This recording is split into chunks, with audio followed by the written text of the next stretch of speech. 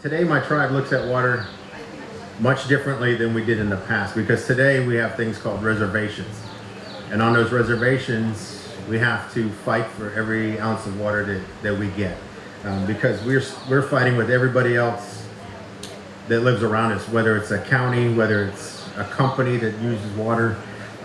We're fighting like everybody else to have access to water, and good, clean quality water for us to drink and bathe in, and all that sort of stuff that we need to do with water. And so my tribe has been lucky enough that we have, how should I put this? We've become big enough that we make sure we always have a seat at the table, whatever the table may be, whether it's with the local municipalities, whether it's with the state, whether it's with the feds, whether it's with U.S. Army or Army Corps of Engineers. We always make sure we have a seat at the table now, because we've reached a level that we can, I guess we can kind of demand that seat at the table. And so in doing so, we try to make sure that we not only have access to the water, but we also try to make sure that that water, by the time it gets to us, is somewhat clean. But even on our reservations, we've had to develop water treatment plants, because the water may not necessarily be to the standards of putting inside of our bodies. And so we're in that part of our history where we've come where, and again, remember I was telling you about my great grandpa being a big influence on me, and this is another time, because he always told me, he goes, you know what, you need to have as much of your traditional education as you can, but you also need to also have whatever education anybody else wants to offer you who's not Seminole, not from their tribe, not from your family. If you go to school, you better pay attention from those teachers. If you go to college, you better pay attention to that professor.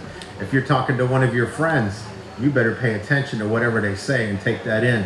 If you're watching TV, if you're reading the newspaper, he just went on and on about the importance of having a full view of the world. Because you can live inside your traditional world, but at some point you got to look outside.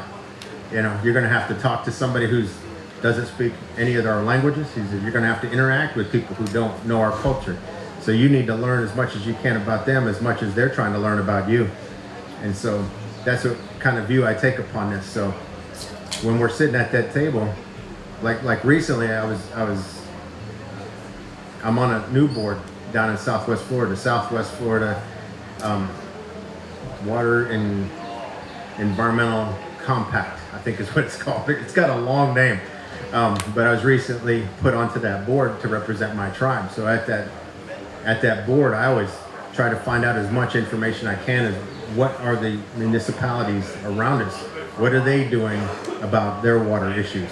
What are they doing about their environmental issues? Whatever they're doing, it's going to affect us because they're our neighbor. Let's say you're staying on the Big Cypress Reservation. Whatever they're doing in Clewiston is going to affect you. Whatever they're doing in Collier County is going to affect you. Whatever they're doing in Broward is going to affect you, because that's the 3 counties that border the Big Cypress Reservation. And so whatever they're doing is going to affect us, because if they're asking for 50,000 gallons a day, guess what?